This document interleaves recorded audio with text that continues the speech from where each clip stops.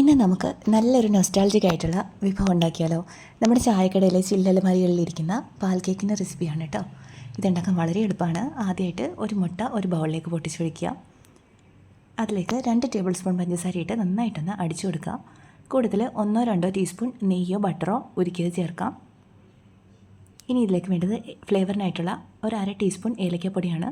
കൂട്ടത്തിൽ ഒരു 1/4 teaspoon baking സോഡയും ഒരു പിഞ്ച് ഉപ്പും കൂടി ചേർത്ത് നന്നായിട്ടൊന്ന് അടിച്ചെടുക്കുക. ഞാനിവിടെ ബട്ടർ എടുത്തിരിക്കുന്നത് സോൾട്ടഡാണ്, അതുകൊണ്ട് ഞാൻ ഉപ്പ് ചേർത്തിട്ടില്ല. കൂട്ടത്തിൽ 1.5 ടേബിൾ സ്പൂൺ മിൽക്ക് പൗഡറും കൂട്ടത്തിൽ 1 കപ്പ് ഗോതമ്പ് പൊടിയും ചേർത്ത് നല്ലൊരു ഡോ തയ്യാറാക്കിയെടുക്കുക. ഒരു സോഫ്റ്റ് ആയിട്ടുള്ള ഡോ ആണ് റെഡിയാക്കി എടുക്കേണ്ടത്. ആവശ്യമുണ്ടെങ്കിൽ 1 ടീസ്പൂണോ മറ്റോ വെള്ളം കൂടി ചേർക്കാം.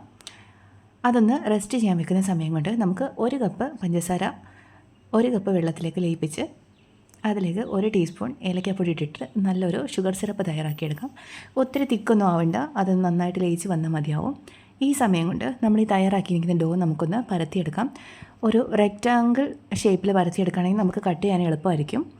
അപ്പോൾ അത് ഇത്തിരി തിക്നെസ്സിൽ പരത്തിയെടുത്തതിന് ശേഷം കത്തി കൊണ്ട് മുറിച്ച് നമുക്ക് ഈ ആവശ്യത്തിനുള്ള പീസസ് റെഡിയാക്കിയെടുക്കാം. ഏത് ഷേപ്പിൽ വേണമെങ്കിലും നമുക്കുണ്ടാക്കാം.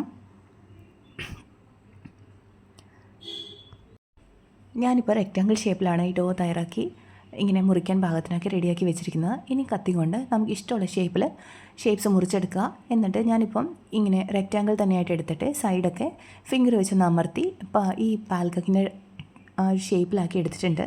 അത് നമുക്കൊരു പ്ലേറ്റിലേക്ക് മാറ്റി വെക്കാം. അങ്ങനെ എല്ലാം തന്നെ തയ്യാറാക്കി എടുക്കുക. അതിനുശേഷം നമുക്ക് ഇതെല്ലാം ഒന്ന് പൊരിച്ചെടുക്കാം. ഇത് പൊരിക്കാൻ വേണ്ടിയിട്ട് സൺഫ്ലവർ ഓയിലാണ് ഞാൻ എടുത്തിരിക്കുന്നത്. അതപ്പോൾ ഒരു ചെറിയ കടായിലേക്കോ പാത്രത്തിലേക്കോ ഒഴിച്ചിട്ട് നമുക്ക് എണ്ണ ചൂടാവാൻ വെക്കാം. ആ സമയം കൊണ്ട് ഈ ഷേപ്സ് എല്ലാം റെഡിയാക്കി ഒന്ന് വയ്ക്കാം. ഇനി നമുക്ക് ചൂടായ എണ്ണയിലിട്ട് ഇതൊന്ന് പൊരിച്ചെടുക്കാം. ഇത് പെട്ടെന്ന് തന്നെ മൂത്ത് കിട്ടും, അതുകൊണ്ട് തീ ഒരു മീഡിയം ഫ്ലെയിമിൽ വെക്കുക. കാരണം പഞ്ചസാര ചേർത്തിരിക്കുന്നതുകൊണ്ട് തന്നെ കരിഞ്ഞു പോകാൻ വളരെയധികം സാധ്യതയുണ്ട്. ഇത് നന്നായിട്ട് മൂത്ത് 2 വശം ബ്രൗൺ കളറായിട്ടുണ്ടെങ്കിൽ ചൂടായിട്ടുള്ള ഷുഗർ സിറപ്പിലേക്ക് നമുക്ക് ഇട്ട് കൊടുക്കാം.